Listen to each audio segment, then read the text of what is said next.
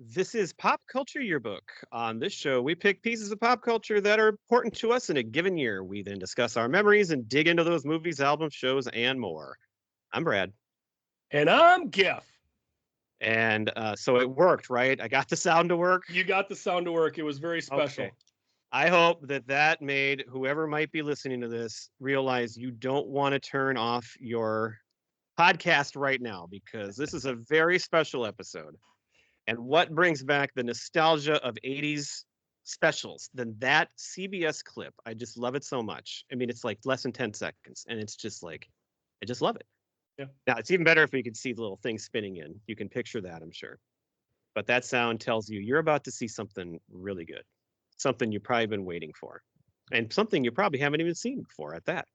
Or something that you have seen every year and you just look forward to seeing it over and over and over again. But that is definitely a just a great little appetizer into what you're going to be seeing. Yes.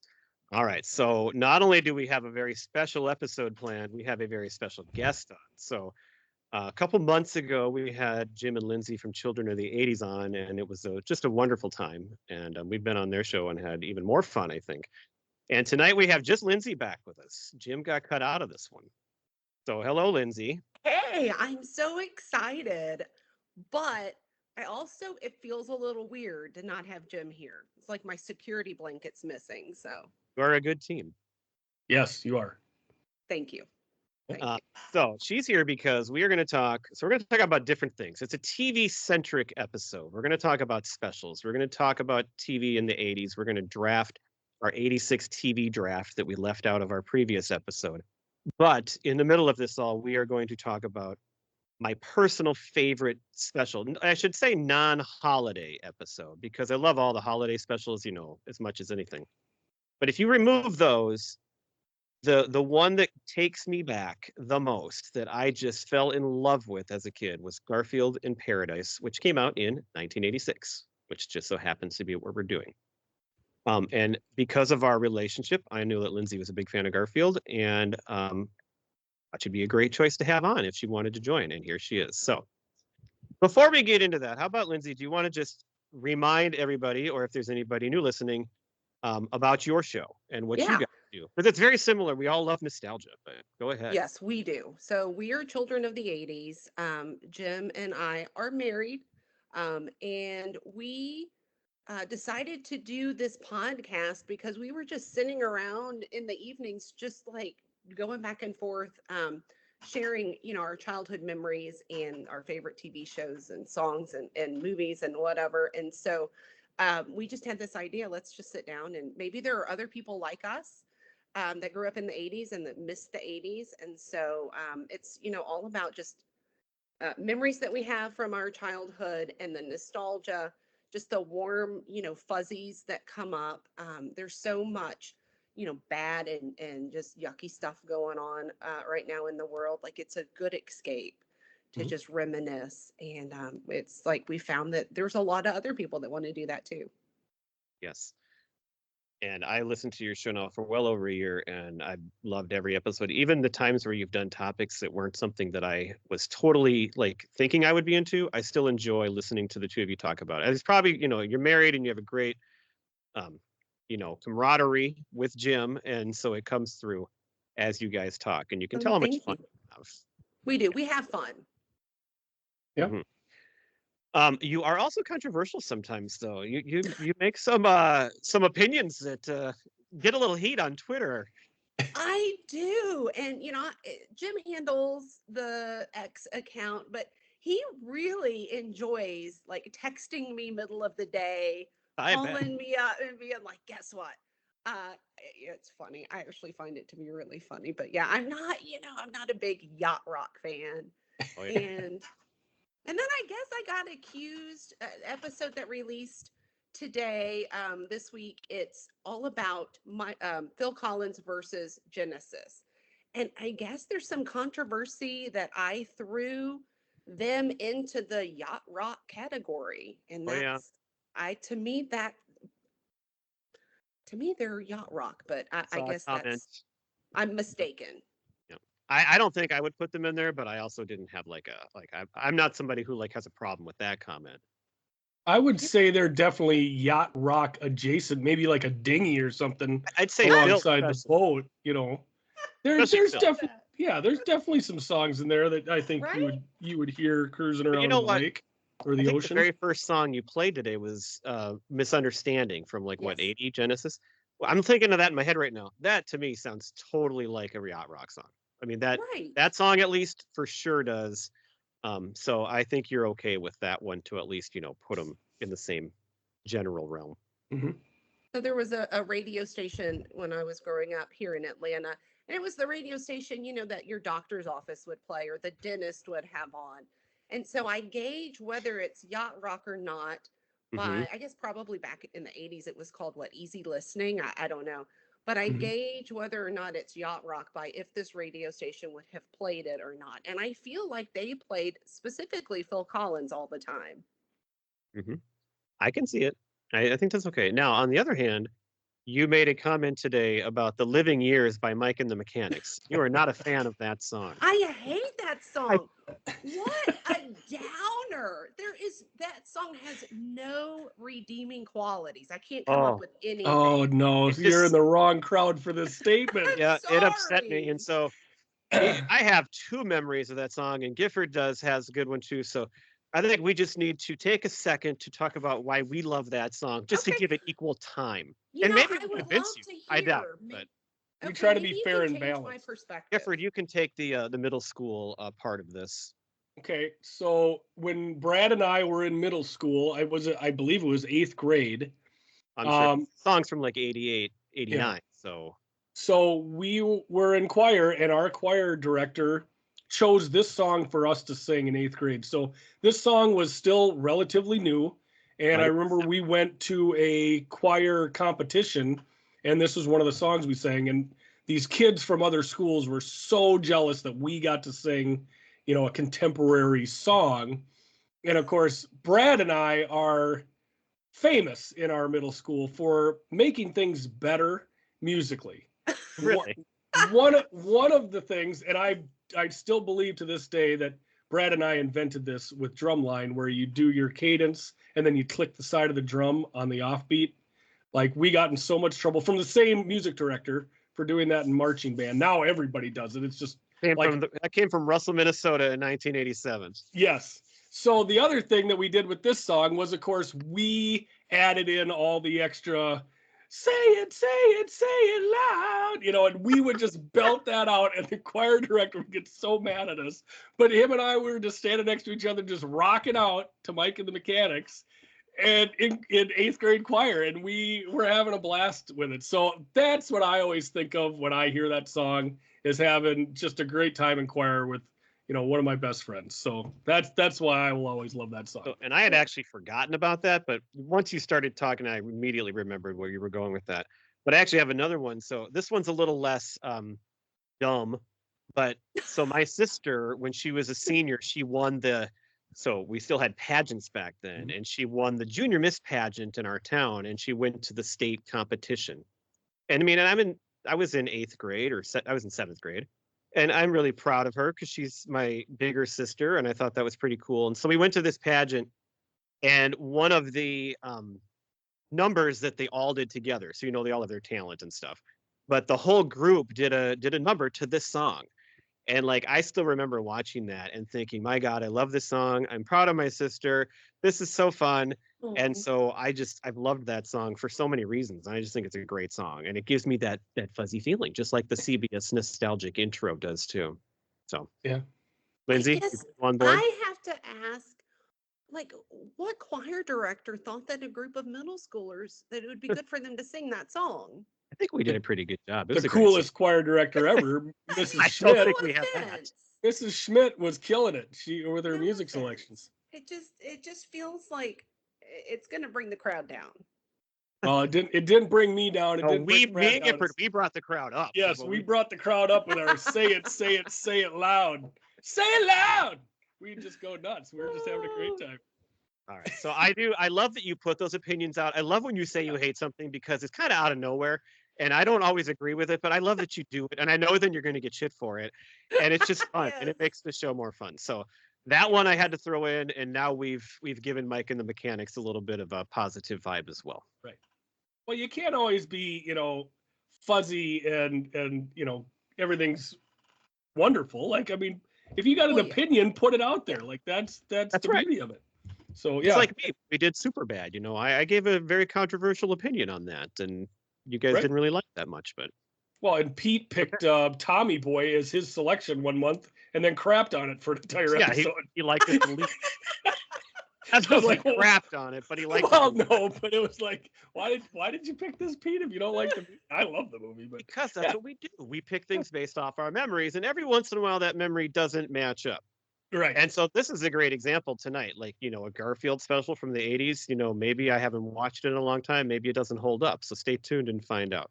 Mm-hmm.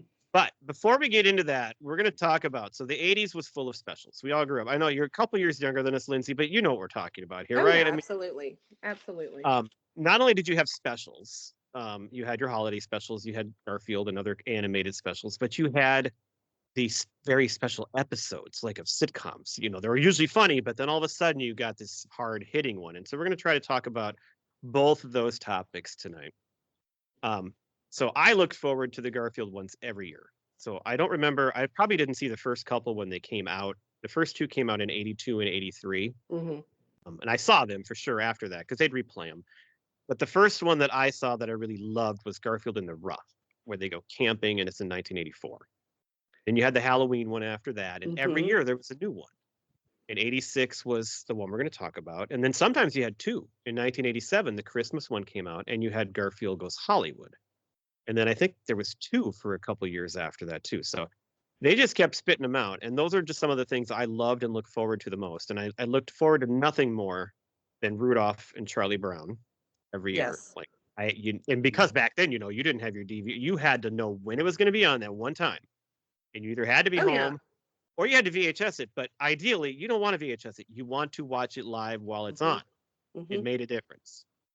So that's a couple of the ones and why I picked this, but I'll defer now to you for a while. What are some of those specials that you remember watching or that you look back on very fondly? We'll let Lindsay go first as she's our guest. So obviously Garfield, because Garfield was my favorite. And I remember, do you remember, I'm sure you do, I don't even know why I have to ask, the Garfield Thanksgiving special? Yeah, that's one though. That one came out in 89, and I don't remember ever watching it on TV, but I have a DVD of the Halloween, Christmas, and Thanksgiving one. So I've watched it every year with my kids for years and years, but that one I actually don't remember when it came out. So I love all the Garfield specials, but also in my house growing up, it was the Peanuts. Yes. Because they did Halloween, Thanksgiving. Yep. They I think they did a Christmas one as well. The Thanksgiving Peanut special was my favorite, but. And I think, so we should probably throw out, Gifford, that we actually have an episode from our very first season where we discussed the Garfield Halloween and the Charlie Brown, the Great Pumpkin. Great Pumpkin. Yep. So if anybody wanted to go back and hear something similar to this, but from like almost 3 years ago now, we do have one from way back when. That was our first October. We did a spooktacular. I picked Texas Chainsaw Massacre. Pete picked the Blair Witch, and Brad comes cruising in with the Great Pumpkin. I love it. And Garfield's Halloween special. Well, and our other sometime host picked Friday the 13th and Nightmare on Elm Street. So we did all those horror movies. Yep. And then I come in with the animated specials because that's what I loved and watched back then. And it's a great episode. It fit right in, obviously. So much fun with that episode, for sure. Yeah, I love, Snoopy does so much without ever saying a word. I just love his relationship with Woodstock, and I don't know, something about, I guess, the animated cats and dogs I just love. And I like them. So the Peanuts had almost every holiday covered because I know there was a Valentine's one. They did, yes. I think there was even like a Flag Day one, maybe something. They had patriotic ones too. Yes, that were out. And I think that's like they give the story about how they came over on the That's one of their. Yeah, the they did. boat to Yep. Plymouth The Rock. Mayflower. Yeah. Yep. How Yeah, about you, Gil? well, and along with it, for me again, it's same with you guys. It's the animated specials. It's Charlie Brown. It's Garfield, but also there's a ton of Looney Tunes that were played on these specials as well. Now, we were all very familiar with the Looney Tunes from watching it on Saturday morning, but it was still fun to see it in prime time. They were in prime time sometimes. Yeah. Yep. On And it was these, this was part. Well, but they did like Bugs Bunny in space, and it was Yes. a combination of Hasty Hair, Hairway to the Stars, Duck Dodgers in the 24th and a half century. That's the one I always remember. The line of I had the Philly thing in reverse when the rocket goes directly down into the ground. It's just every time I see that in my mind's eye, it makes me laugh so much. I'm sure Marvin the Martian was on some of those. Well, and that was the one where he was on that He's one. my in favorite. particular. Yes. Yeah. But getting back to Brad's point of not only wanting, you didn't want to tape this, you wanted to see it live. And one of the reasons is because at least for the Christmas one, all the commercials would have been for toys. So you wanted to see the commercials as much as you did the special, because what's the new like for me, what's the new Transformer that's coming out? What's the new Lego set that's coming out? I mean, that's what I wanted to see as well. So basically from the Thanksgiving through the Christmas, there would have been, all the commercials to go along with it, which were awesome. But some of the other things that they had on here, they featured Circus with the of the Stars was on here too. Yeah. So I mean that ran from 77 to 94, and I didn't always catch them all, but I mean, it was just different, famous people trying to do like the trapeze. Yes. Circus. But they also had Battle of the Network Stars, which we could throw in here too. Yes, that's in there too. Which was a big thing and that would be a special, like a maybe once or twice a year type of thing that you would want to tune in for and see all these people coming out of nowhere and doing things you don't expect. I remember just being like, are they gonna be okay? What if they fall? They do the tightrope. Yeah. It was crazy to see. How does Julia Duffy know how to walk on a tightrope? Yes. I want to say, was it Happy Days? Was it Joni and Chachi or Scott Baio was on there a few times. Yeah. I was so worried. I'm like, I don't think this is a good idea. Yeah. As long as he doesn't land on his face, he'll be okay, right? Yeah, that's all you were thinking. Don't want to mess up the moneymaker. But yeah, I mean, you also had like the Grinch Stole Christmas. I like the Frosty the Snowman special. You'd see that every year along with Rudolph the Red-Nosed Reindeer. So those, 4, I guess, with Charlie Brown would kind of be the big ones that I always looked forward to seeing. So my favorite one, I think it came out the same year the Garfield Christmas came out. It came out the same night, right after it, if I remember right from looking it up one other time. And I wonder if Lindsay remembers this one or if she's maybe even too young. Because this one only played, I think, for 1 or 2 years. And that was the Claymation Christmas. You remember? It had the California Raisins on it. Oh, so it was vaguely. It was a series of vignettes of different claymation characters singing a Christmas song. But of course, the stars were late in the episode. You had the California Raisins. Yeah. And they sang, I can't remember what they sang now. Heard it through the grapevine. So it is, yeah. And somebody said, "Hey, call me a cab." And the other one goes, "Hey, man, you're a cab." And it was just the California Raisins being silly, man. It was great. Mm-hmm. So I love that claymation one. There's one where there's it's set in the desert and they're singing "We Three Kings," and then the camels sing in and like kind of give the background vocals. That was one of my favorites, and it's kind of one of those forgotten ones. The last time I checked, you can find it on YouTube still, so that might be one to look up. Okay. So what about, do you guys remember the He-Man and She-Ra Christmas special? I don't, and I'm a huge fan of He-Man. Yeah, yes, they had a Christmas special. And I don't remember a whole lot about it other than like the novelty of seeing a show that I was used to watching in the afternoon was suddenly on, in prime time. Like that was just like so cool. The one I do remember is the Smurfs. because I was a huge Smurfs fan. Yes. And I remember being kind of disappointed in that one. Like, I don't remember going back and watching that one much later, but I was really excited when the Smurfs Christmas was going to be on because I had all the little Smurf figurines, whatever they were made out of. You know, they were like, they're not soft, but The little they're hard plastic. just little rubbery type things. I had the Yeah. California raisins too. Yeah. Well, and they also had the Star Wars holiday special, which was, I remember watching that on television, and that was, I mean, it was cool because it's like, okay, well, it's more Star Wars stuff, but it's kind of funny that they put together a holiday special with Han and Chewie, and Was it a cartoon? Crazy. No, it was live action. Really? Yeah, I vaguely remember that, or I've seen like clips of it online before. Yeah. It's pretty cheesy, I think, but you know, I'm sure right. It at was. the time, I bet people just loved it. And... Oh, for sure, you eat it up. Yeah. Yeah, I'm trying to find when that was first broadcast. Like, originally broadcast in 78, November 17th. Oh, wow. Right after the first. Yeah. Another one I remember a lot, like trying to watch because I was just so into all the Christmas specials. Like they would have some of those more adult ones, like they'd have the Rockefeller Center one or different things like that. And I'd sometimes tune in as a kid and then I'd realize there's nothing on here for me. And so I would shut it off. But like I was so wanting to consume all the Christmas stuff that I would tune into those and want to see them at first. Yep. Well, and I think, oh, go ahead. No, you go ahead. Well, I think also one of the things that would be under the CBS special with the spinning thing coming in was the Macy's Thanksgiving Day Parade.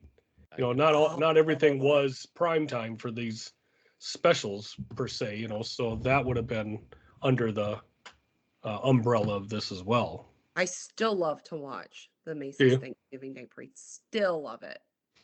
Brad's kids were in it. No way. Oh no, sorry. They were in the Rose Parade. Rose Bowl. Sorry, Rose Parade. Which was awesome. But, yeah. Other side of the country. Right. And little warmer side. Yeah, and a few months later. But there was something just so novel, right, about these specials. I mean, I don't know about you guys, but we just had like one TV, it was like a piece of furniture, you know, in the den. And you know, most of the time in the evenings, it was controlled by an adult. So just to have the opportunity to be able to sit down and watch more of like a kid's show, it was just like such a cool thing because we didn't have the opportunity to watch whatever we wanted to watch whenever. It was special. Mm-hmm. Yeah, you had to plan around it, and then you get the TV guide. Or sometimes they would list all the specials like when they're gonna play, and like you had to like mark that down so that you were ready to go. I would every week. I would have like the list up in my brain and just like tick it off like I knew exactly what I was gonna watch. Mm-hmm. Another one that kind of goes back to like the Battle of the Network Stars, and these weren't maybe specials because they were actually on for a while, but they weren't like consistently always on. But I always loved. And I think they were usually on Sunday nights, TV's bloopers and practical jokes. Yes. I thought those were fun. And as a kid, you know, again, it's seeing these people out of their element and it's, you know, silly, dumb things going on. And so whenever that was on, Dick Clark hosting, that was something I looked forward to as well. Now, the bloopers, is that where like the little cartoon character would like walk across the screen? Yes, that is correct. Familiar. I remember that now. Yeah. Well, and there was also another one. I think there were 6 episodes of a show called I Get That a Lot, where it was celebrities in like a hidden camera situation, and they were dressed and working in like, you know, a common job, and then customers would, you know, they'd serve customers and then try to play it off that they weren't actually the star, you know. So that's more of a candid camera type like Undercover situation. Boss. Was it? Yeah. Right. But Candid Camera, there's another one that I look forward to too. Mm-hmm. Yeah, those are always fun. So can you think of any other specials that you remember? No, for me, it was mostly the cartoons. It really was. Yeah. So at the same time, you had the special episodes, and those would often come, you know, maybe not the CBS intro, but a disclaimer at the beginning saying, This episode tonight will cover a heavy subject. You should talk about it with your kid after the show. Yeah. I mean, and you knew, oh my God, I'm going to see something good here. So Right. I remember several of these, and I found a couple that I don't totally remember, but that were just kind of amazed me that they existed. So again, I will let one of you guys go first with which ones you remember. And we could also throw in, I don't remember if you guys ever watched after school specials, because that'd be another thing we could throw into this category, but I don't really have a lot of memories of those. I never watched those. No, okay. I didn't either. Okay, well, let's stick with the prime time then. I want to say anytime, the show would start with that, viewer discretion advised, my mom was always like beeline for the TV. Yeah, like switch it off, which just made me want to see it even more because I'm like, what is this? But the one that always comes to my mind is the Facts of Life. Was it Natalie that decides she wants to take her relationship with her boyfriend to the next level? And that was one that I don't know that mom caught it, like when they gave the little, warning, but when she realized what it was, boy, and I watched Facts of Life every week. So when she came darting in there and flipped the TV off, I was like, what this Natalie? Is about. What's that, Brad? You sure it was Natalie? That would seem surprising to me. Natalie was I know, but I think it was. All right. Okay. I was thinking more like Blair, but I know, but no, because Lisa Welchel is like, I think a Christian, so I don't think she would have agreed to that. I'm pretty sure it was Natalie. Okay. Yeah, Facts of Life. I didn't write any of those down, but I do remember. That's a show that could easily get into a heavy subject pretty easily like that. Well, and I watched a couple. I'll bring up a few tonight. The first one wasn't necessarily they didn't treat it really any differently as the episode. I just remember this one, and maybe it was because it stirred something within me. But I remember watching season 3, episode 5 of Who's the Boss. And the title of this one is The Hickey from November 4th of 1986. So this is one where Samantha.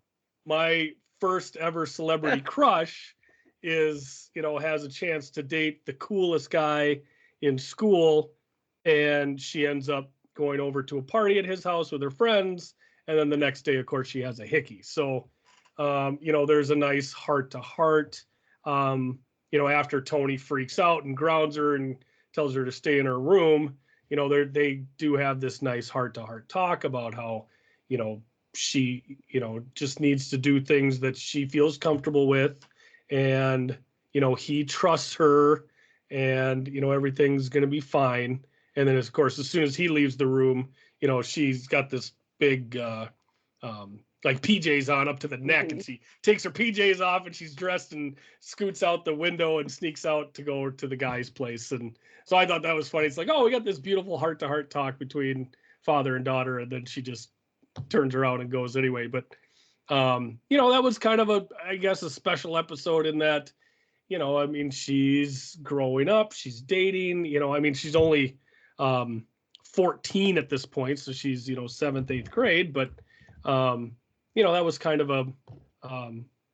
a different episode, I guess. And I always remembered that one. So I went back and watched it the other night, and I'll let you guys go. I got another one to talk about as well. I have one that's kind of like that, where it wasn't a special episode, but it's like the first one I remembered. Like I remember watching this one. So the Cosby Show had several ones that would fit on here, but this one wasn't really one of those. But Theo and Cockroach, there was an episode where they were on like the track team. It was cross country, and they got home and they found they were late, and they could tell they were in trouble, but they weren't telling the truth to the parents. And eventually, this is what made that show so great. So Claire, being a lawyer, put them on trial in the house, and Vanessa was the judge, and Rudy and Peter and her friends were the jury, and Cliff was the bailiff, and he's just screwing around before he was he was bad at this time in the background, but I mean the guy was amazing as a comedian. And the scene where they're on trial, it's just gold. But so it turns out they finally admit that there was a girl behind the counter serving them circus burgers, and she was a little overweight, and they were making fun of her. And so they eventually had to come clean and admit that. And they got kicked off the cross country team because of what they did. And so it all came out through this trial. And, and they learned a lesson. And so it wasn't like as serious as some of the others, but it's like the first one I thought of because that episode just stuck in my head. I thought it was so funny. And I loved it when they did stuff like that on that show. So that's one of my first ones. Okay. So do you remember the episode of The Cosby Show where Vanessa and her friends take the train to like Philly or something to a concert? She gets drunk or? I don't remember if she gets drunk, but that must be two different ones then. Okay. They just weren't old enough, and they lied about where they were going, and so of course they they find out and they go and get them. I think I don't remember, but they get back home and Claire is just like telling her off. And I remember watching that and just being like, what is her deal? She's so like overreacting. And now as a parent, I'm like, oh, she didn't even like give them half of what I would have. You did not want to get on Claire Huxtable's bad side. You did not. Yeah. But she was such a great mom. So there was another one where Vanessa got drunk that I remember, and then she got in big trouble for that. So Vanessa had a couple different these learning episodes. She was the wild child, I guess, huh? Sure. If I want to just quick stick with Cosby Show, because Gifford didn't have NBC, so he couldn't see it. Nope. I had two other ones. I got to know, why do you not have why didn't you have NBC?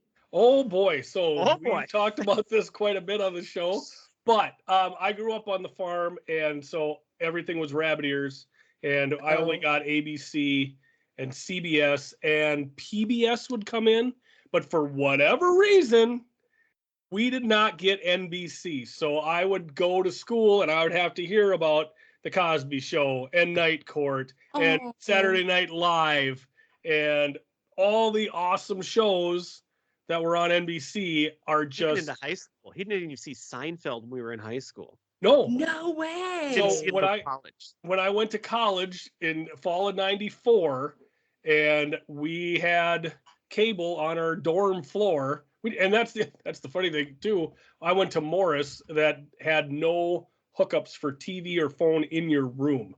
It was on in the common space on your dorm floor. So, but we as a floor bought a TV and we got cable, and I loved it.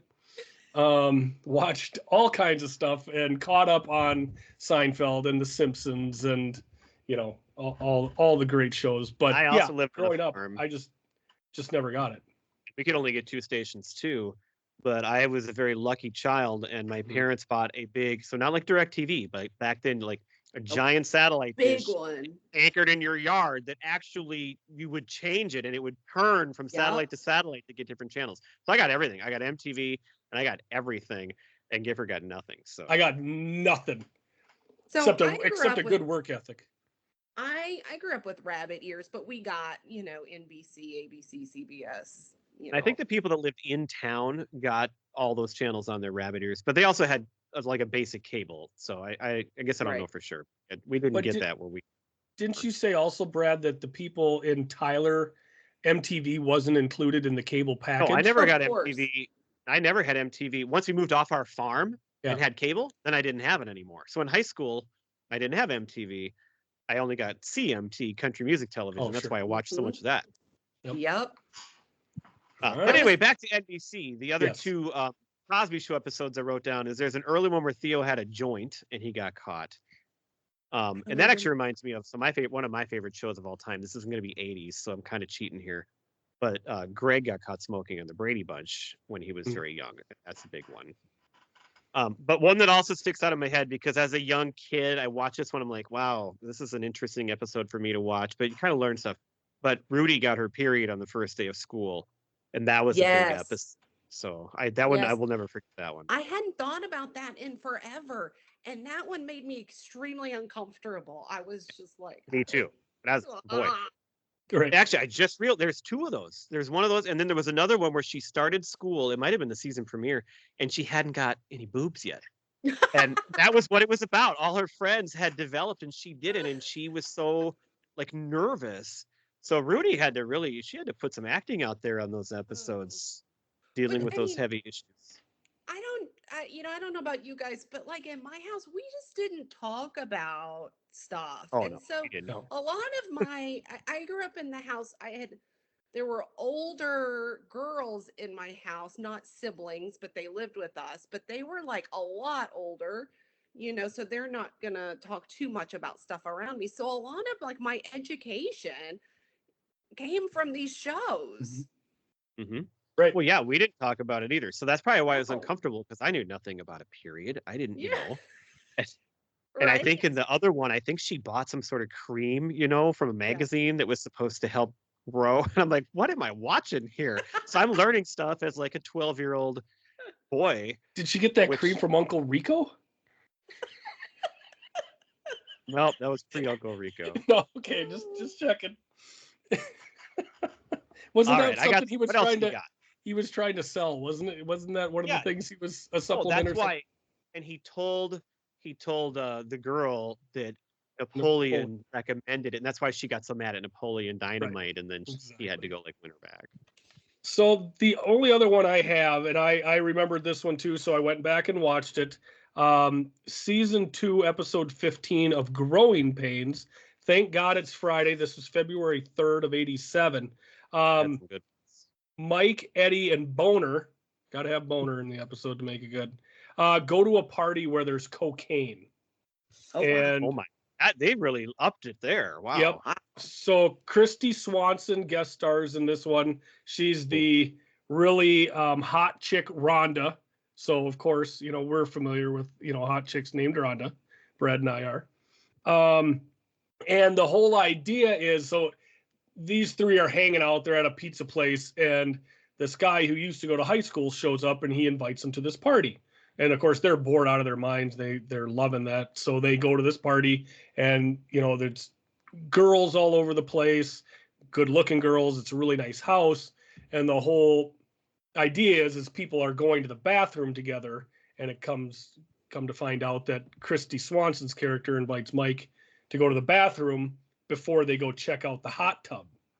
Oh And wow.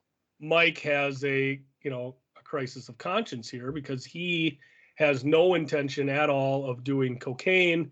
His buddies, Eddie and Boner, I'm with them. I would have stuck around just to get into the hot tub with the hot ladies.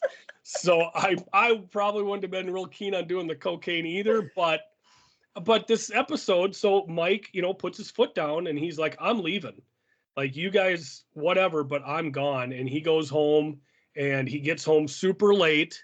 And of course, his dad's waiting for him. And they have this great talk. And I think it's Jason, right? Is the dad's name. He, tells him how proud he is.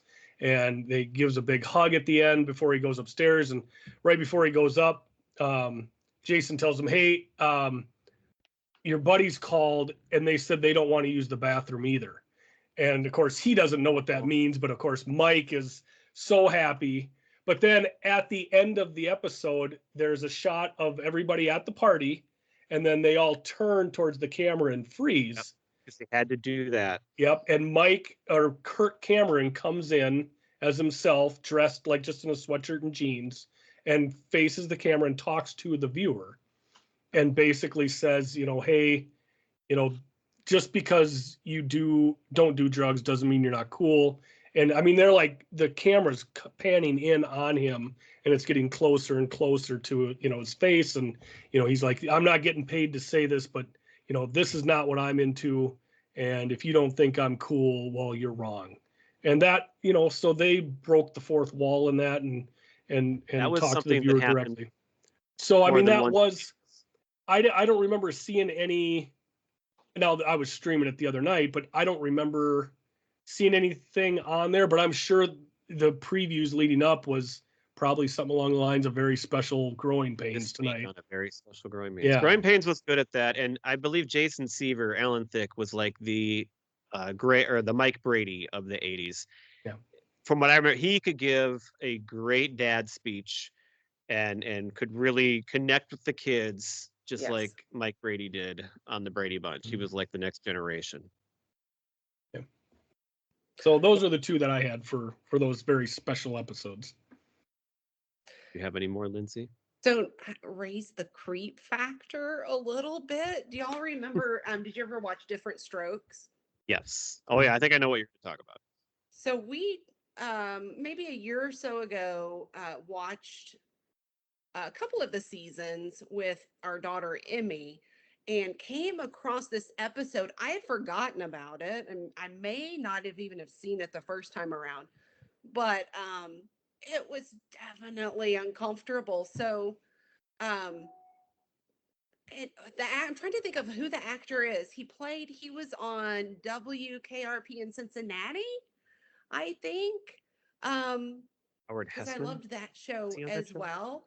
But he somehow gets Arnold, and Arnold had a little buddy named Dudley, and he's gonna like fix their bike or give them a bike or something, and he entices them to come with him to like his workshop under the guise of like, let's talk about bikes or work on your bike or whatever. But ultimately he was like a child molester, and it got kind of like serious real fast.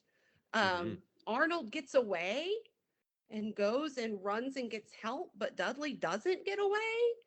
And it was, Wow. I mean, it was, I guess, an important topic that needed to be discussed, but it was one of those episodes made you a little uncomfortable. Yeah. There was one of my favorite shows in the 80s, and I'm surprised Gifford maybe didn't remember one of these. I have two Mr. Belvedere episodes written down too. So there was one where Wesley, the younger kid, it was very similar. He was at a camp, and a male camp counselor like touched him inappropriately, and that was what that episode was about. But then there's another one. I've seen clips of this one online, and I don't really remember this one because it sounds way out there. But he has a friend, and they're kind of talking about how he's different, but he's really not different. But so his friend, so this is Wesley, the little kid. So his friend is what, I don't know, 10, 12 years old, but he has AIDS. And so this is in the 80s, and they had this kid on the show with AIDS, and they had to touch on that subject. And the clips that I've seen are just kind of like, they just went right at it there, and they didn't like mess around with that one. So it seems like a very heavy subject for that show, and especially then to have like a kid. But I suppose they were probably trying to teach kids, and so they probably, you'd relate more than to that. Right. Yeah, for sure. Well, and that's why, as a kid, you got to stay away from those intravenous drugs and Needles. a lot of sex partners. So yeah, for sure. I think that he contracted it through. They explained it. I forget. A blood transfusion, but he had some kind of surgery and had to have a blood. Don't harsh my vibe here, Lindsay. I mean, I'm sorry.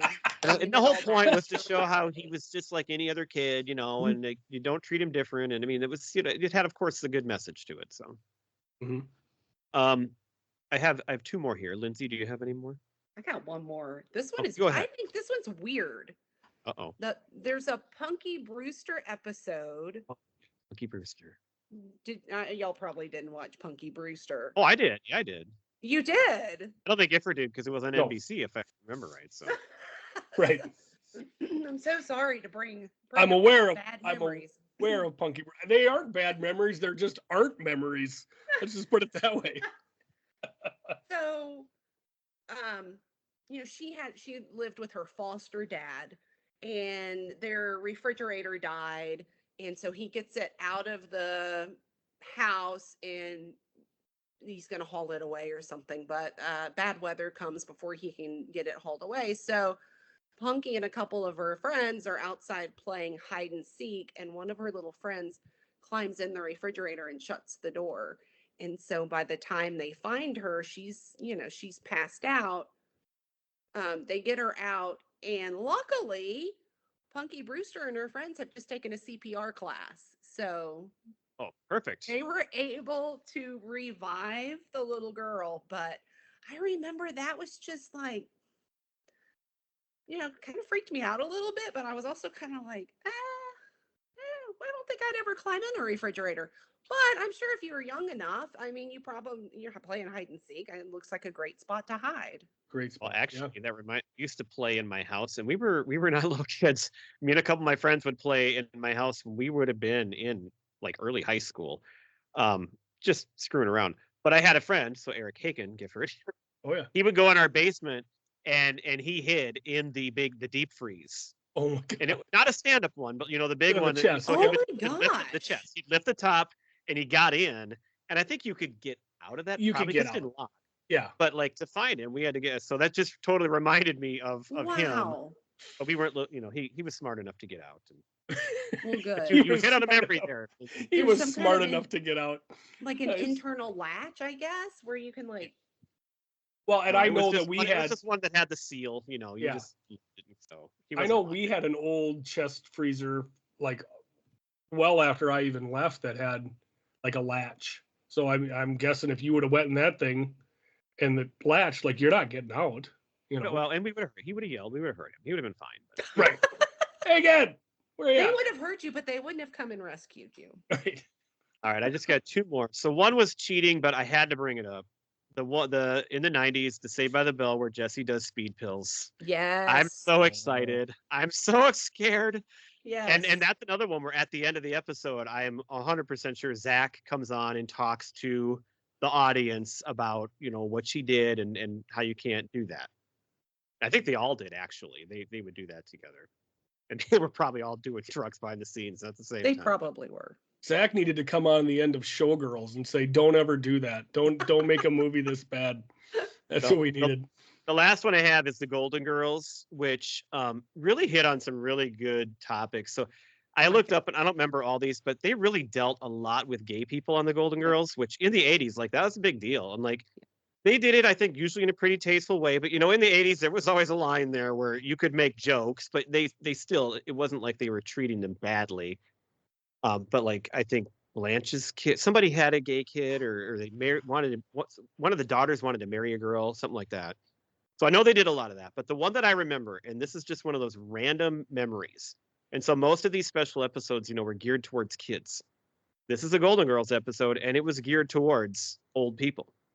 So Dorothy, my favorite Golden Girl, had this fatigue issue, and she kept going to doctors, and they kept just telling her, it's just old age, you're just tired, you're fine. And she finally ended up going to a doctor who diagnosed her with something that I don't remember the name. Chronic but they brought fatigue. it up. Oh, you remember this one? Oh, this is my favorite episode, possibly of like TV. Well, oh my God. Wow. It's great. Well, I So love at the the Golden end- Girls, but She's at a restaurant, and one of the doctors who totally just ignored her is there. And she goes up to this doctor, and she just gives him, she said, this is who I saw, and this is what I have. And you were so bad for talking about me that way. And the whole audience just claps and goes wild after that. And at the end, I think they did another one of those messages where it's like, I think she might have even talked to the camera where they said, if you're experiencing things, if you're not getting what you need from your doctor, you've got to go like get a second opinion and advocate for yourselves. And why that one stands out to me, because I would have been like 12 years old, I don't know. But apparently it was very memorable because you love it too. well, so the Golden Girls is a show that I've watched over and over and over and over again for years So and years. And as someone that's always had health issues, and I've been like totally scoffed at numerous times by doctors, that episode specifically has always stood out with me. But yes, so yeah, I love that one. Awesome. All right. So I think that's about it then. So I feel like these special episodes kind of just disappeared. Now, and I wondered, I was just going to ask you guys, do you think that too? Or did they just go a different way? Or why do we not see or hear about these anymore? You got any theories?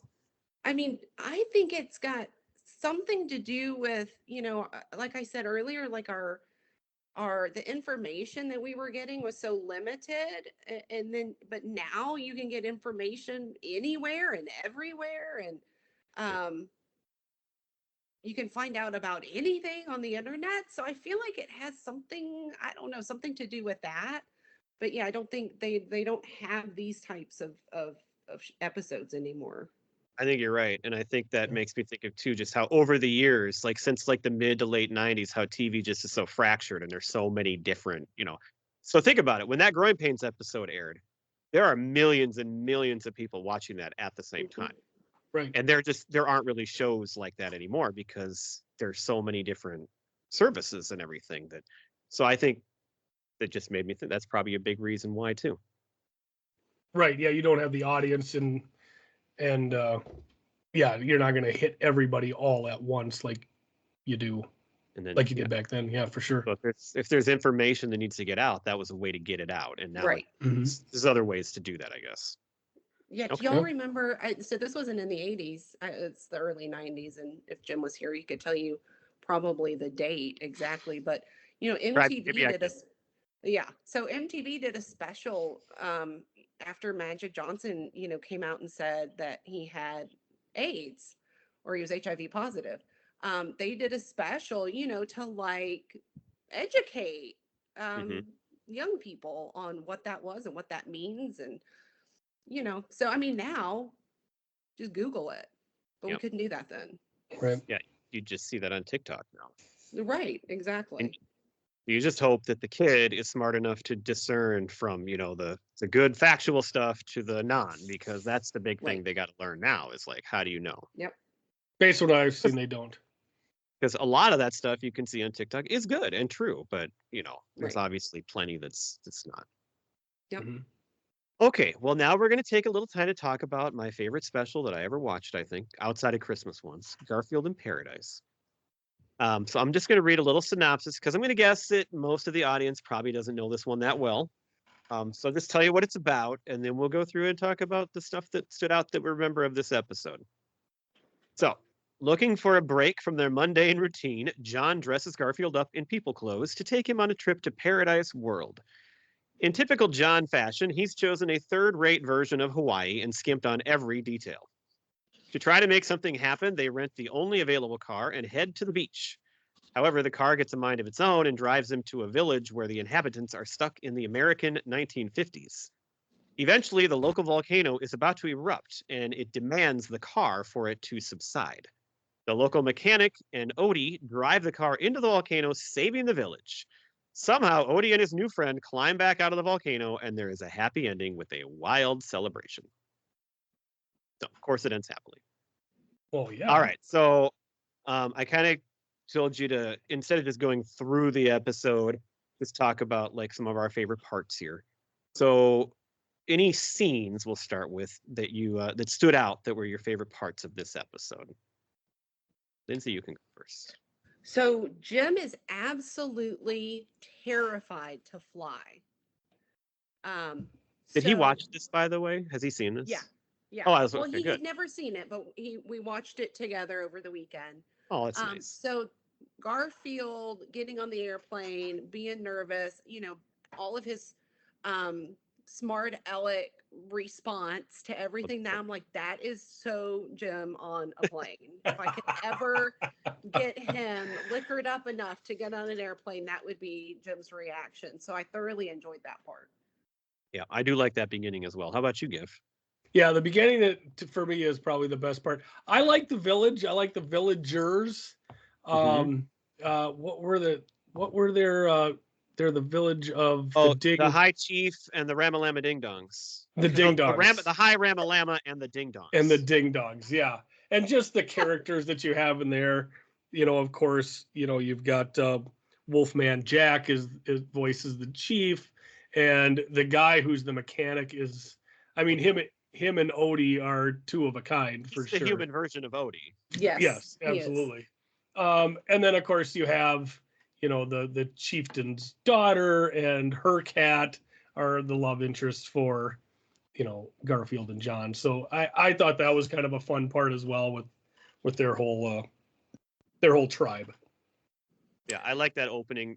We'll get to some quotes here in a minute, but the responses from Garfield on the plane are just pure Garfield. They're great. Mm-hmm.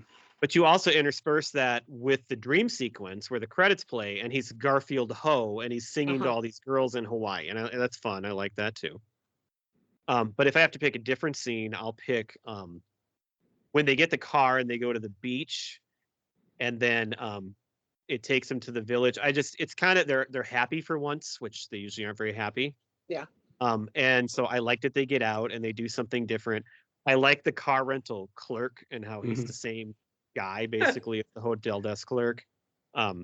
Just the vibe of that, I like that part too. So I'm going to throw that one in there. Yeah. So I've got one more. All right. Wolfman Jack character. Who is he? He's the high. Is he Hi, high? Ramal. Yeah, High Ramalama. When he's explaining to John and Garfield about the car, and so I guess it's kind of like a flashback scene, and the car drives up, and the person in the car is very like person-like, not cartoon-like. But he's referred to as the Cruiser. So as a kid, I've talked about this on our show, I was obsessed with Eddie and the Cruisers. Yes. So I thought, watching this as a kid, I thought that was Eddie from Eddie and the Cruisers, and I loved that crossover. Sure. So you never would have convinced Little Lens that that wasn't Eddie from Eddie and the Cruisers. And if you weren't into Eddie and the Cruisers, you probably saw that he was very much like James Dean. Right. Yeah. Yep. So we were talking about this before we got on tonight. So in that scene where it's the flashback to the cruiser coming in for the first time, the chief is telling them that they were stuck in the past and all they had was Phil Collins records to listen to. Are you? No. Yes. He said Phil Collins. I thought he said something. I swear it was Phil Collins. I've watched it twice sure? in the last 3 days. Because I remember that line now, and I swear that which didn't make any sense because this would have been in 1957. Yeah. When the cruiser shows up. Oh, but you can look. Brad's Googling it. I'm trying to look it up quick. Yes, because that's why it struck me as so strange. But the other thing that tickled me so much is that Lindsay, you guys have done 2 episodes in a row now on Phil Collins. So I was like, well, this is just meant to be that this reference is in this show. I swear sure you misheard that. I'm going to keep looking, but so far it's not coming. Well, and like I told you guys, I watch everything now, pretty much everything with the subtitles on, and it said Phil Collins in the subtitles. So you read it. I heard it. There. So, I mean, I know subtitles aren't always this. No, they're not. Because in this, like, for example, in this show, when they're cruising to the beach and they're singing, and it said something about the volleyball and totally heard it wrong. Well, it's Phil Harris. Oh, it said Phil Collins. Who's Phil Harris? I don't know, but he's some guy that apparently from the 50s, or they just made it up. But it's Phil Harris. It is not Phil Collins. Well, then why did it spell it out on my thing that way? I'm going to go back and watch it again, and I'm going to record it, and then I'm going to send it to you. I swear that's what it said. But anyway, yeah, I just thought, and maybe I'm projecting because I knew that we were going to be on with Lindsay, and of course that's what they're covering right now as well. But anyway, yeah, that's where I thought that I heard Phil Collins, not once, but twice. Okay. Well, how about we get next into your favorite characters in the show? So I'm going to guess Garfield's probably maybe everybody's favorite, but if he's not, he's not. But besides Garfield, maybe which ones stood out to you that you liked the most in this particular episode? Lindsay, you can go. So I loved, I think his name was Monkey. He was the mechanic. He was the human version of Odie. Yeah, he's Monkey. Yeah. Yes, I loved him. I do too. Yeah. Probably my first choice. Well, and I'm always going to go, if I can't go with Garfield, it's going to be Odie. Yeah. Odie is always bright side guy. He's always happy to be wherever he's at. So I'm always a big fan of Odie. I like the Chief. I think the Chief is great in this. Wolfman Jack is always a good character. So in most of these specials, Odie's always the dumbest character, but he'll always save the day. Mm-hmm. Always. He does something to save the day. So him and this other human Odie, they save the day, and it's great. They get their moment. Who was besides, who was the little guy with the mustache? his name was Pigeon. The And guy his who's pants were always falling down, and you could see his butt the whole time. I think as a kid, I thought he was hysterical, but watching it now as an adult, it made me a little uncomfortable. Because of his, It's the way he talks. Well, I don't can't think that's understand what he's something saying. in 2024 that, they could ever do and get away with, because it felt a little, I'm not sure what ethnicity they were even supposed to be, but I'm pretty sure that would be derogatory. Okay. Well, if you don't know what ethnicity is being derogatory towards, I don't think it can be offensive then. Right? I have a friend that's Hawaiian. I'll ask her. Feeling. Yeah. Well, and if you look at the tribe that comes out of the huts, like they're just not like, islanders. There's white dudes mixed in here too. They're all they're all different ethnicities. It looks like. I noticed there was like a blonde lady. Yeah. So, and I think the guy who sings the bop babaloo bop during the Chrome thing is probably Caucasian. So I don't know if you can be offensive if you don't know what you're supposed to be offensive to. And I have no idea what he's saying, so it's really hard to pin. Yeah, no clue. You're picking up about every third or fourth word, and it doesn't really seem to make sense with what is going on. But yeah, it's an interesting dialect for sure. Besides those, my other favorite character would be the hotel desk clerk and the car rental clerk, which is basically the same guy, but apparently they're brothers. Yes. And they're just not nice to John, and they just smile the whole time, like, how stupid can you be? And I just think they're kind of funny, and I like their look too, with their big mustaches and everything. Yeah. So now, do you really think that they were brothers? Because as a kid, I thought he was just saying that. That's what I wonder. I don't know if you're supposed to think they are, or if he just says that. I think he's the same guy. I think he's just running back and forth between. Yeah. Yeah. Okay, so let's skip to quotes now. We got 2 more categories. So there's a lot of good quotes in here. I mean, I wrote down several. Garfield always has good things to say. So what are some of the ones that stood out to you? Lindsay, you can go first again. What does he say? When they first get on the airplane, and he's being such a smart aleck about everything. Yippee-ha-wee. No, this is one when Odie jumps out of the suitcase. Once they get to the motel and they find out that Odie is stowed away in the luggage, and Garfield's reaction is, what? John's all happy to see him. Yeah. Right. And Garfield's reaction, again, he's a smart aleck, is like, one minute I'm sitting happily at home minding my own business. Next thing I know, I'm traveling third class with a fourth class owner to a fifth class motel to sleep with a sixth class mutt. Yeah. Well, that's that same scene too. Like, John's so excited to see Odie, and Garfield looks at the suitcase. He goes, "You're not going to be excited to see what he did to your sport coat." Yeah. That's one of my favorites. I mean, come on. That's such a great line. The first one I'm going to say is, so they get off the plane and their bags just fly right off the plane on the ground. And John's like, "Oh, what service?" Because he's just such an idiot.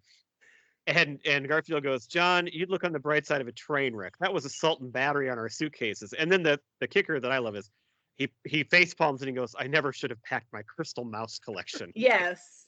I just think that's so hilarious because it's such a dumb thing to say. And like a kid, I don't even know if a kid would really find that funny. But to me, that's the funniest line in the whole thing, because it's just great and it's unexpected. And why would he do that? And they would break in it's perfect. It's a perfect line, I think. Well, and in that scene right before that, they come off the plane, and of course John is so happy to be there, and he does the smell that fresh air, and they're still at the foot of the jetway or whatever, the ladder, and Garfield smells. He goes, "That's jet fuel, you dummy." He's just always so, frumpy. No matter what happens, he's always going to find the bad side of things. So I'm wondering if Lindsay knows this. So in every one of these specials, there's 2 things that Garfield always says. Do you know what his recurring lines are, or one of them? Is it something about being drug out and shot? Yes. Which, Yes. when you think about that, that is a really aggressive line for a kid Super show. aggressive. Whoever said getting there is half the fun should be drug out into the Yes. street, shot. And Garfield says that, I think, in almost every one of these.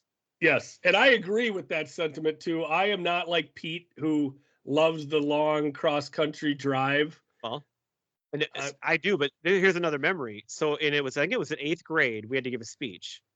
And I actually used that line to start my speech. Like, whoever said getting there is half the fun. And I think I shared it at home. And I think my mom and dad told me, you really shouldn't say that. That's, Right. that's not a good line to start your speech off with. So that's where I started to realize that Garfield was a little aggressive. So that's one. What's the other line he always says? Well, this one is for sure in every single special. So when the mountain or the volcano, Mount Honolulu blah, goes off and the fireworks go up, he looks and breaks the fourth wall and he looks at the camera and he always says, "Nice touch." Yeah. If you watch every single Garfield special, there will be a Yes. moment where he'll turn to the camera and say, "Nice touch." Yeah. Oh, that's funny. That's right, because I remember that from the Halloween special that we, and that was when there was like a big crack of lightning behind the scary house, I think. And then he turns the camera and says that, I think. Yeah. So. One of the other lines that I loved was early in the episode when they're boarding the plane and they're walking to their seat, and John sits down and he explains very cheerfully again that, you know, he thinks that Garfield will enjoy air travel because it's one of the smoothest ways to travel. And Garfield grabs the puke bag. He goes, "What's the sack for? The Easter egg hunt?" Like, yeah. Just, the fact he calls it a sack. Watched it. Yeah, the fact that he calls it a sack, which you use during your Easter egg hunt, is just wonderful. That's why I love Garfield. It's these comments that they're not that geared towards kids. No, they're a little really aggressive. Not. They're sarcastic. Yep. Some of them a smaller kid probably wouldn't even really get. Right. But they're just right in my wheelhouse, and that's why I just love this stuff. Right. So they're go ahead. When I guess John is, you know, talking about, well, the motel's not really what we had bargained for, but let's just go ahead and, you know, make the best of it and let's go unpack. And then Garfield says, "Oh, we're really going through with this." It seems kind of permanent. Yeah. Yeah. Unpacking sounds so permanent. Yes. Right. I had two that I really liked by the High Ramalama. I love, and it's the delivery of this one. So when he gets done telling the story of the cruiser, and John says something like, "Wow, you guys really believe that he saved you?" And he goes, "We'd like to think so." And he says, "It's a great story." And then he goes, "It gets better every time I tell it." Mm-hmm. Yes. But then even better for me at the end is where they talk about why the girl, the chief's daughter, is supposed to throw her in. And John goes, "So what, that appeases the gods or something?" And he goes, "No, it plugs up the hole." Plugs up the hole. Which, okay, why would it have to be her then? It could be anybody. So right. It's that subtle humor. It's so witty in Garfield. Yeah, but stuff like that's going to totally go over a kid's head.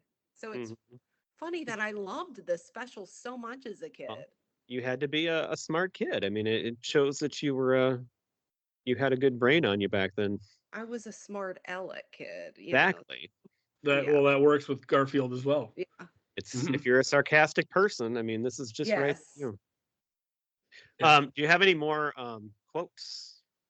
I had one where they're again beginning scene where they're getting on the plane, and John said something about, "I wish we could get some more respect," and Garfield says, "When you travel, you have to pay for respect."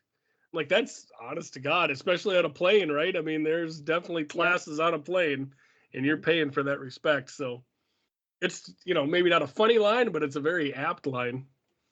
So mine is similar to that, only it's John's reaction when they get to the motel. And he says, "This isn't exactly what I bargained for." And then Garfield says, "Oh, I'm pretty sure this is exactly what you bargained for." Right. I think what it is too, though, a kid can hear those lines, and you like learn stuff too. Like you learn about travel and how Yeah. it's different, and like you pick up on some of that stuff there. I do have one more that I forgot about, and this one is more maybe geared towards a kid. When Odie pops out of the suitcase, Garfield just looks disgusted and goes, "Well, this is just ducky." That's one a little kid's probably gonna laugh at because it's just kind of this random word. Yeah. I love that one too. But he's just so disgusted with everything, and I'm famous for that kind of stuff. So. Yeah, well, that's why I've always said there's certain people that remind me of Brad, and Steve Martin, Kevin Kline, and Garfield. Those three. That is a kick-ass list right there. That is a kick-ass list, yes. But Garfield's always That's high praise. Yeah. Garfield is definitely not always in the best of moods, You're the human Garfield. Mm-hmm. All right. So, and then you also always have songs. So Garfield is known for the music. I mean, you have Lou Rawls, a famous musician who sings the songs.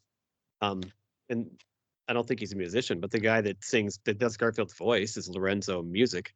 So there's always a couple good songs in the Garfield episodes. This one, there was 3 songs I wrote down. Plus I put more kind of chants by the villagers. I kind of included his songs too. So did you have a favorite song that stood out to you in this episode? What was the one that Garfield sings? I think it's the dream sequence. Hello, Hawaii. Hello, Yes. Hawaii. Yeah. Yes. Yeah, I like that one too. Yeah. Because it's happy, he's got this. I also think it's kind of weird because Garfield's more like a human in that one. Like he's taller and skinnier. It's kind of weird. Which is weird. Mm-hmm. He's playing like a person, but he's still a cat. Mm-hmm. That was weird. What was okay? So maybe I misquoted this again too, but again, I watched it twice and I with the subtitles. But in the beginning of that dream sequence, when he gets up on stage, he makes some reference to "I love you, teachers." Yeah, no, I heard that, and I don't know what he said there because I heard that same thing the last time I watched it, and I didn't back it up and I didn't think about it, but I was like, "Well, right." So I didn't know that one. I'm with you. I didn't know because you being, of course, a teacher they're yourself. just a bunch of cats. I mean, Yeah. they're a bunch of female cats that are in love with him, Garfield Ho. So, and I did like the reference to Tiny Bubbles, Yep. in that song, which was great. So there's a Beauty and the Beach song when they rent the Mhm. car. They're all happy there. Yeah. My least favorite song is the one where he sings with Awuda, the chief's daughter, which is called "When I Saw You." Mm-hmm. Okay. My favorite though, as a kid, it's not really a song, but it's when the villagers first see the car and they go chrome, chrome, chrome, and then the guy goes a bop, bop, a wee bop. I just thought that was the funniest thing as a kid. That's my favorite part of the episode. But then they also chant, throw her in, way in," when Awuda is going to throw herself into the volcano. Like, they don't care. They're just like, go do it. So those are the other songs. My favorite is the Chrome song / chant. Yeah, I probably would go with the "Hello Hawaii" one. That one was my favorite. Yeah, it's fun. It's the most like probably full song of them. The others are kind of short. Mm-hmm. Okay. Did you have anything else about this episode that stood out that you liked that maybe you forgot about? Just the Phil Collins reference.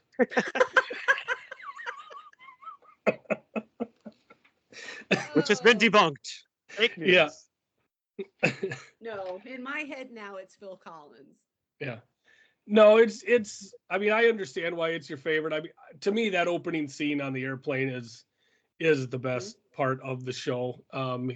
He comes in just rip roaring. I will say that TSA back in '86 wasn't very good. Obviously, if you're going to let a cat pass as a child through security, but this one, it was outstanding. And the dog was in the luggage, and they didn't catch it. Right. Yeah, they're not and survived that whole time. And he's pretty flexible Odie there. Mm-hmm. Any final thoughts on that episode, Lindsay? It's been a long time since I watched it until a few days ago, and I loved it. If it's possible, I loved it even more this time. Oh, that's great. Yeah. That's the whole thing. Because if you're ready to go back and watch it, it's like, well, I'm an adult now. This is really stupid. And sometimes that happens. No, it's not. It's still to me, it holds up. It's really good. I watched it 3 times in the last like 2 weeks, just to get to know my notes and what I wanted to hear, and I liked it every time. My wife watched it with me the 3rd time. I don't think she liked it as much as I did, but she wanted to watch it, so that was great. Okay, well, we're going to finish this off with our 1986 TV draft. So we talked about specials, we talked about Garfield. Now we're going to stick in the year of 1986. And so when we did our initial drafts, me and Gifford, we passed this over because we saved it for tonight. And it's going to be really interesting to have a guest draft just a normal draft with us and see what stood out to you and what you remember. So are there any parameters? The only parameter is that whatever you're picking had to air in 1986. Okay, I got it. You could pick a special like Garfield in Paradise. You could pick The Cosby Show. I mean, anything that aired during that year. Mm-hmm. Yeah. Okay. All right. And so we're going to let Lindsay go first. And the way I had this originally was Gifford was going to go first. So you're going to go second and I'll go last. Okay. And we'll just go 1, 2, 3, 1, 2, 3. Yeah. Yep. Okay. What's your number one overall TV choice of 1986, Lindsay? Okay. I'm going to have to pick Golden Girls. Nice. This is a show. I don't know how or why I got away with watching it as a kid, but I did. And like I've already said, I watched it over and over and over since then. And much like the Garfield in Paradise, I still love the Golden Girls as much as I did back in 1986. I do too. I started rewatching it a few years ago and I didn't get very far. Like I liked it, but I just couldn't keep at it. But like my memories of that show are I would Saturday nights, I'd be staying at my grandparents and I'd watch it with them. And it just has such a good feeling. And I know it's funny. Like as a kid, you knew it was kind of funny, but you look back now and these women were freaking awesome. And I didn't like the Arthur as a kid. I thought she was this annoying woman. Yeah. And I mean, I am basically, that's the other human I'm like, Gifford.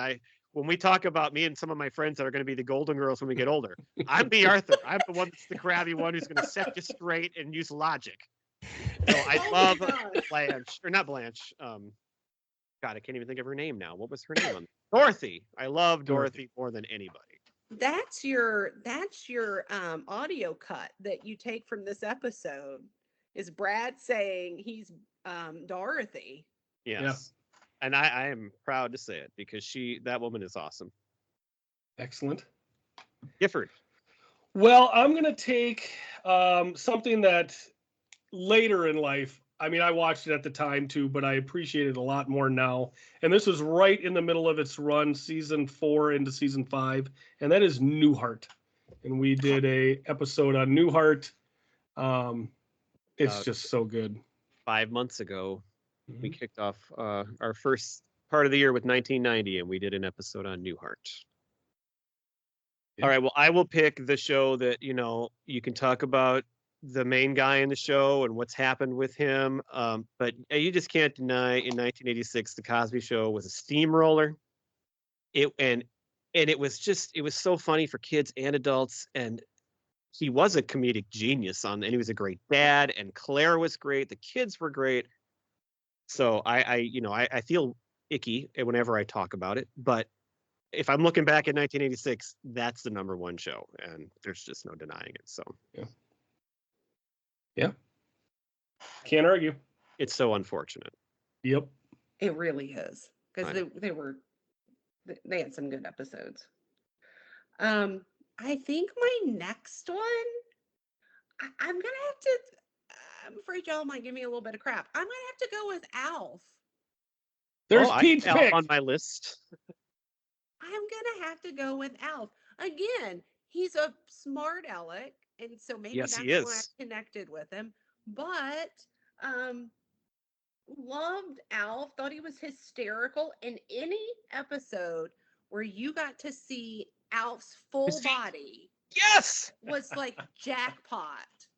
I am absolutely with you on that comment. Yes. Hold on a second here. Am I broadcasting with 2 Alf foot fetish people? You might be. It just was so cool to see it because you never saw it, and you see these little feet running, and it's like, oh look at this little thing running around. Yes, and I felt like this is It made him another seem show more we real. watched with our daughter, and I feel like his family they he can't help it. Like he didn't want to crash here, and they just gave him so much grief all the time. Who'd want to live with Um, Billy? He was the worst. I would be. I know. The I would worst be actor more than ever. happy to let Alf live here with us. Yeah, I think that was the first season of Alf, and I have it on my list as well. I think I watched it more in the next season or two, but I love it too. Yep. Again, one that I didn't get to watch, so I wish I could be as Sorry. enthusiastic. No, that's Have fine. you ever seen an episode of Alf? I don't know if I've seen an entire episode, but I've obviously seen clips of Alf. You know, but no, I don't think I've ever sat and watched. Kind of show. Yeah, you probably never even watched like a Because full that's got episode. Seinfeld's mom on it, right? Yeah, It Mrs. does. Achmonic, the neighbor, was Seinfeld's mom. Yep. Okay. All right. She's Sheridan. Well, I am going to go with a show where the girls get hickeys, and that is Who's the Boss? That one I did love. No arguing. That one was one where I sat down every week and made sure to watch it. So, All right, well, this is a show that this is the year where I started to really get into it. And then from then on, it was just like, forget about it every week. And we did an episode again in our first season on the 1985 NBC Thursday night lineup, which was Cosby Show, Family Ties, Night Court, and Cheers. Cheers first, then Night Court. The greatest lineup in history, in my opinion. And so I'm picking Cheers, which was this is right at the end of Diane. The next season is when Rebecca came on, which I kind of prefer those even more because that's kind of when I really got. But I watched this season, I know for sure. This is one of the seasons that had a great Thanksgiving episode where they all went to Carla's house and they got in a giant food fight. It's one of the most famous episodes. Even in Diane throws food. It's awesome. She's dressed up like a pilgrim and they're all just making fun of her. Cosby Show and Cheers, I mean, they're kind of obvious choices to me, but they are the best shows for me. Next. So, I think I'm gonna have to pick my next one's gonna be Facts of Life. All right. I love the Facts of Life girls. I always, compared myself to them and was like, who am I? Which one of the characters am I? And who can I relate to? And yeah, I loved it.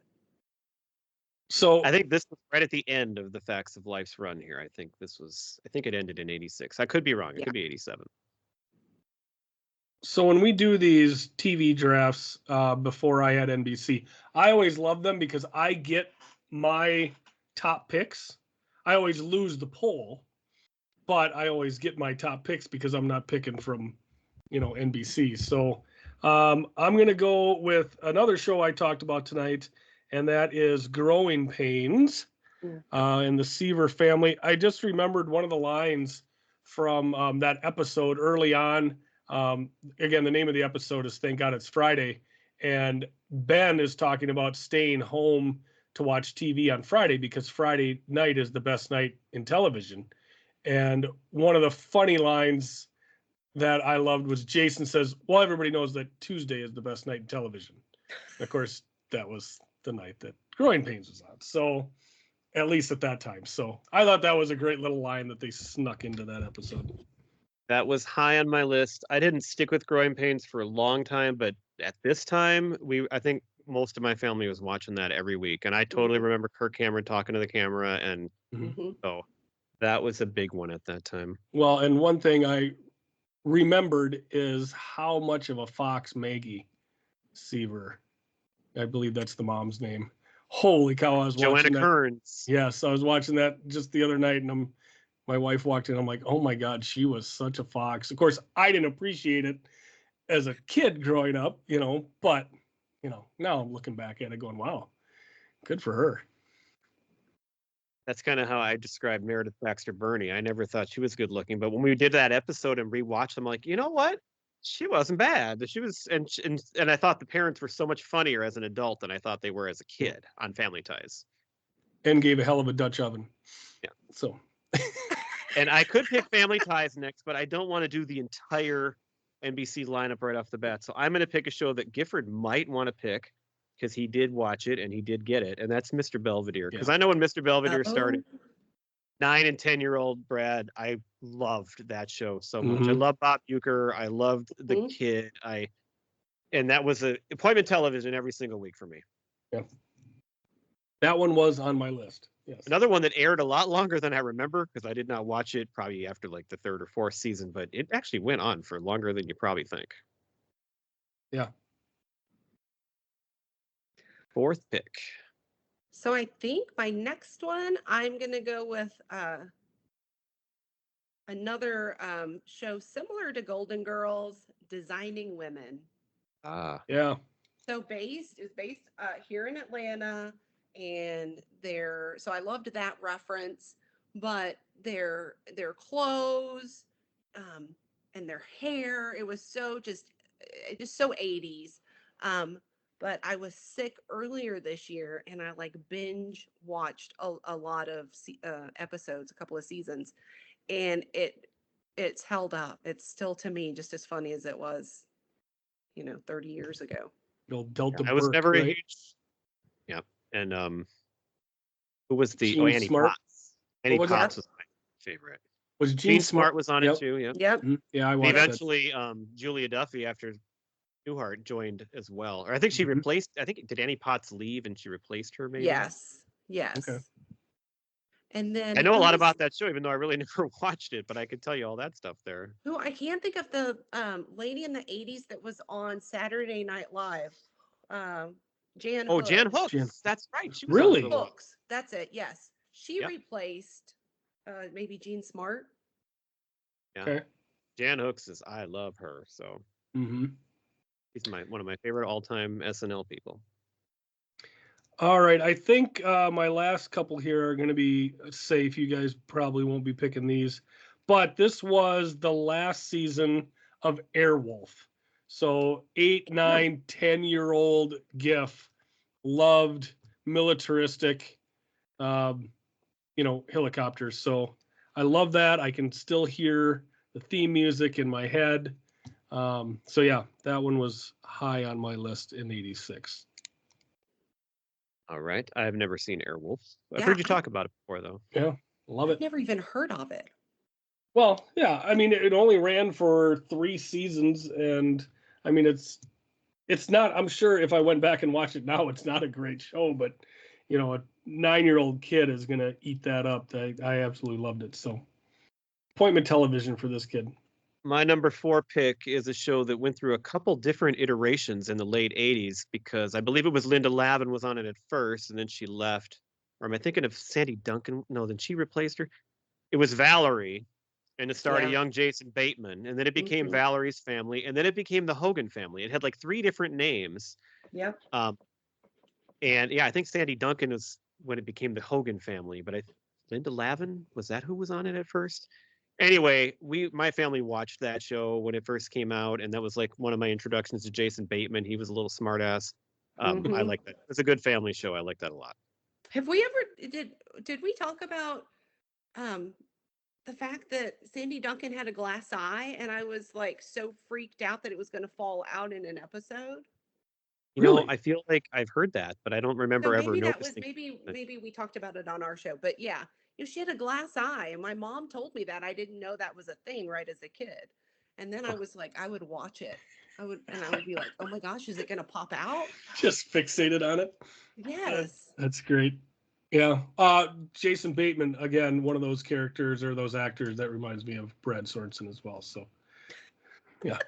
I love it. These are great people to be compared to. I think so, yeah. I hold you in high regard. All right, Lindsay, you're closing out your list. Make a good pick. I'm going to go the opposite direction, and I'm going with Double Dare. Oh, nice. So Double Dare's, at least for me, I first was introduced to it. We didn't have cable, so it was on in the afternoons on like one of those off channels. And I loved it. I was obsessed. It was on Nickelodeon, right? Well, but then it quickly shifted to Nickelodeon, and since we didn't have cable, I couldn't watch Oh, it, it was on and I something was before that. devastated. So I feel like I my love of Double Dare got cut too short. But We got Nickelodeon. I watched that show all the time. That's a great yeah, pick from like, off the main uh prime time shows there. never saw that one, but that looks like Mark Summers was Yep. the host. And they would have to do these like challenges, and there was slime, and it was the whole thing. yep. I Okay. should follow up. I'm kind of dumb. It wasn't Linda Lavin. Valerie was Valerie Harper. Was her name that it was based Oh, on. that's right. But it did become Sandy Duncan eventually, and Edie McClurg from Planes, Trains, and Automobiles and Ferris Bueller was on that show. That's where I thought she was so funny. The guy that played on Days of Our Lives, he played Roman. He was the dad on that show, and I Oh, loved yeah. it too.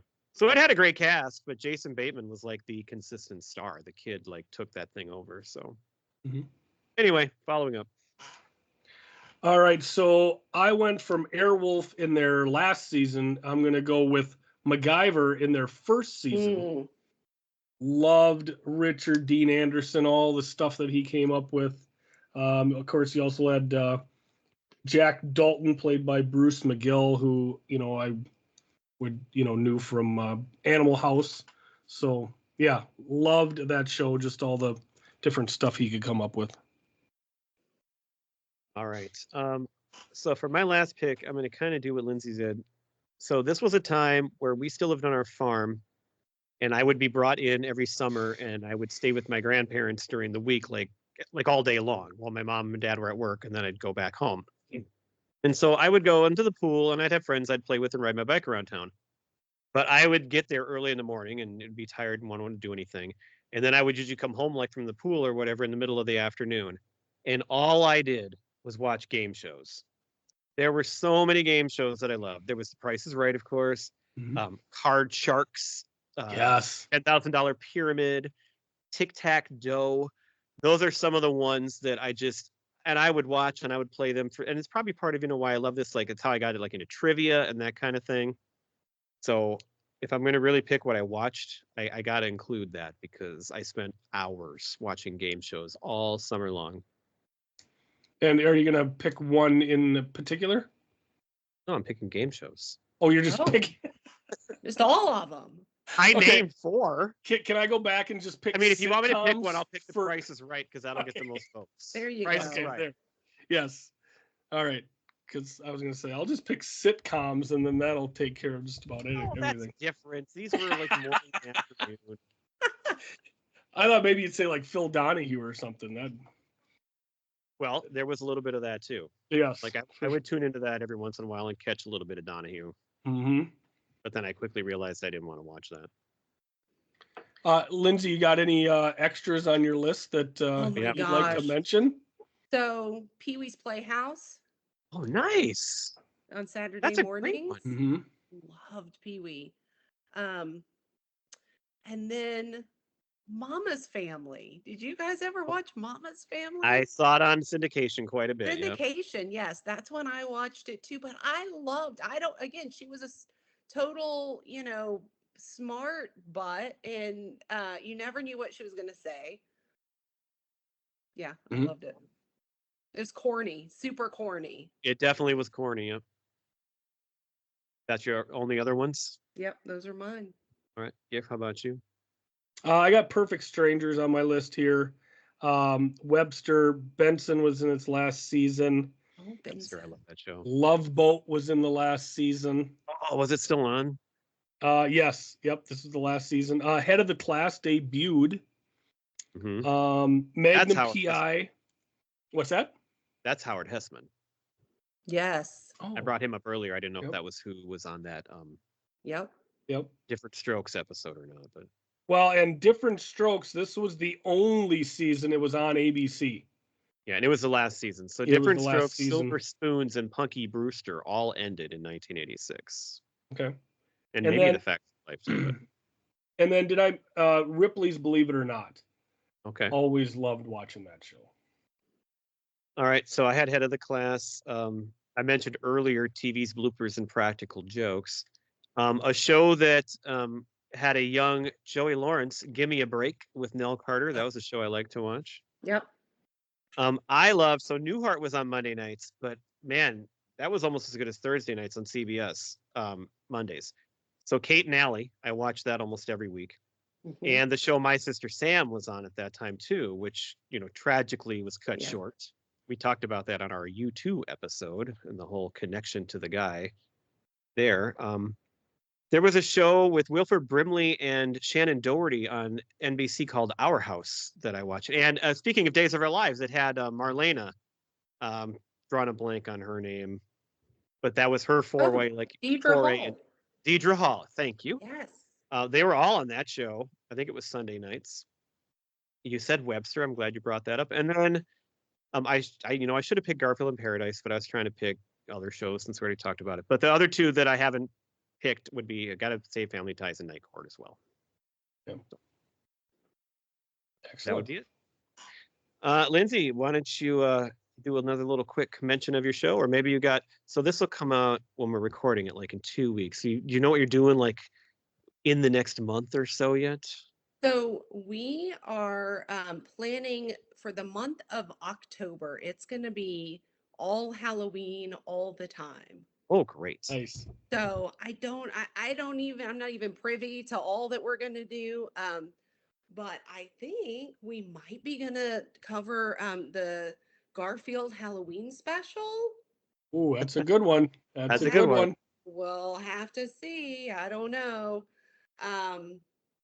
So we're doing an episode coming up with Jason from Surely You Can't Be Serious. Surely You Can't Be Serious. So he has told Jim that he knows more about music than Jim does. So we're going to find out if that's the case. Excellent. I will say Jim I think I know a lot, but it'll be a good one to listen to there because he knows a lot. Well, here's the thing. They're letting me choose the songs. So, this could go either way for Jim. You could kind of rig it, yeah. I could totally. And, it wouldn't be fun to rig it in his favor, so. No. So you guys, Children of the 80s, when do you guys drop your episodes? So yeah, Children of the 80s, we drop Wednesday mornings. Thing Wednesday mornings, every Wednesday. Great way to start your hump day. Absolutely. Sure is. Listen on the way to work. Mm-hmm. Yeah. All right. Hey, Gifford. Hey, what? Who was the inspiration for this jingle? The inspiration for that jingle is Preacher Row. That's right. Yeah. They really conceived that a long, long time ago. And CBS ran with it. They're still collecting royalties. All right. Well, that was a very special episode. We had a good time. Hope that you enjoyed listening. And next week, we will be getting into a little what GIF? We will be getting into Bon Jovi's Slippery When Wet, sticking with the 86 theme here this month. So that's right. Some great music off of that album. One of the biggest albums of the year. So we'll get you. And we should just throw in, if you're listening to this and you missed out on it, there's a 2-part Children of the 80s hair metal episode where we were on with them, and it is fantastic. That was a lot of fun. Yeah. Speaking of Bon Jovi. Very kind of you guys to have. That. Yes, very kind of you guys to have us on. That was a blast. Absolutely great. So check that out and then come back and listen to our Bon Jovi Slippery When Wet episodes. So. Well, they probably already. Oh no, yeah. Yep. Yeah. All right, let's end this then. Okay. Thank you for listening, and we will see you next week. Thanks, guys.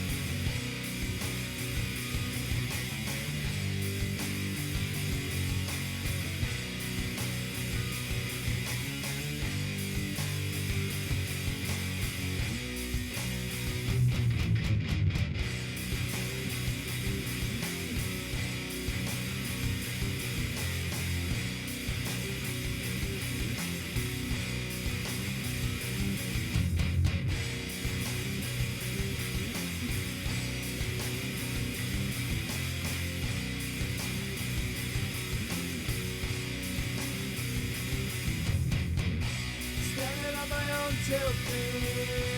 No one's here to comfort me. Sorry for what I have done. Sorry that your song is gone. 7 steps and it will be my last. And start turning on my back. I turn and I look to you. I'm scared but there's nothing I can do.